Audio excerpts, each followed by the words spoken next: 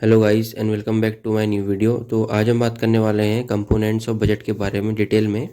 और जैसा कि हमने कल की वीडियो में बजट रिसीट बजट एक्सपेंडिचर की डेफिनेशन जानी और उसके बारे में समझा, तो आज हम इन दोनों कंपोनेंट्स के और डिटेल में जाएंगे और इनके अंदर समझेंगे कि क्या क्या चीज़ें होती हैं। तो जैसा कि आप अपनी स्क्रीन पर चार्ट देख रहे होंगे गवर्नमेंट बजट के कंपोनेंट्स का, तो इन सभी के बारे में आज हम जानेंगे डिटेल में। जैसा कि आप सभी को पता होगा, जिनको नहीं पता है उनको बता दूं कि कल यानी 1 फरवरी को हमारा यूनियन बजट पार्लियामेंट में प्रेजेंट किया गया है। और इंडिया का यूनियन बजट हर साल 1 फरवरी को ही पार्लियामेंट में प्रेजेंट किया जाता है बाय आवर फाइनेंस मिनिस्टर। तो चलिए अब जानते हैं बजट के कंपोनेंट्स को डिटेल में।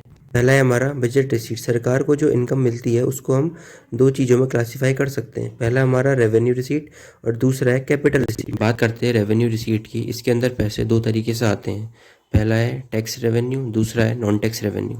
अब टैक्स रेवेन्यू से आप समझ गए होंगे कि जो हम सरकार को टैक्स पे करते हैं उससे सरकार की इनकम होती है।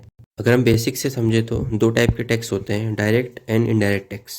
डायरेक्ट टैक्स हम खुद पे करते हैं सरकार को, like income tax, corporate tax and wealth tax. Direct tax भी हम पे करते हैं बट सीधे सरकार को नहीं करते हैं। जैसे जीएसटी हम पे तो करते हैं बट डायरेक्ट सरकार को नहीं करते हैं। दूसरा हमारा नॉन टैक्स रेवेन्यू है। इसमें फाइन्स एंड पेनल्टी, जैसे हम कहते हैं कि हमारा चालान कट गया, और फीस जो हम पे करते हैं लाइसेंस की, रजिस्ट्रेशन की, और गिफ्ट्स एंड ग्रांट्स भी इसमें आते हैं एटसेट्रा। तो चलिए अब हम बात करते हैं कैपिटल रिसीट को और समझते हैं इसे। जैसा कि आप सभी अपनी स्क्रीन पर देख रहे होंगे कि उसके अंदर recovery of loan, borrowing and other receipt है। पहले बात करते हैं बोरोइंग्स की। गवर्नमेंट बहुत जगह से फंड्स बोरो कर सकती है, जैसे RBI, international banks, open market से भी एटसेट्रा।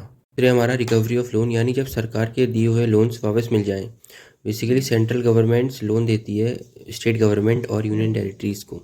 तीसरा है अदर रिसीट। इसके अंदर डिसइन्वेस्टमेंट आता है। डिसइन्वेस्टमेंट हम उसे कहते हैं जब सरकार पब्लिक सेक्टर एंटरप्राइज के शेयर सेल कर देती है प्राइवेट सेक्टर्स को।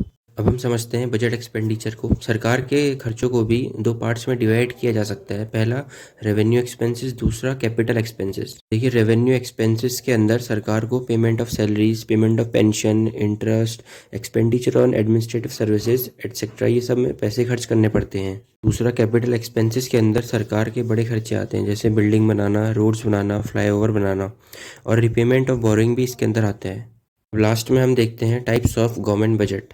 पहला है हमारा बैलेंस्ड बजट, जिसमें रिसीट और एक्सपेंडिचर बराबर होते हैं। तो दूसरा है हमारा सरप्लस बजट, जिसमें रिसीट ज़्यादा होती है एक्सपेंडिचर से, यानी हमारी इनकम ज़्यादा होती है और खर्चे कम होते हैं।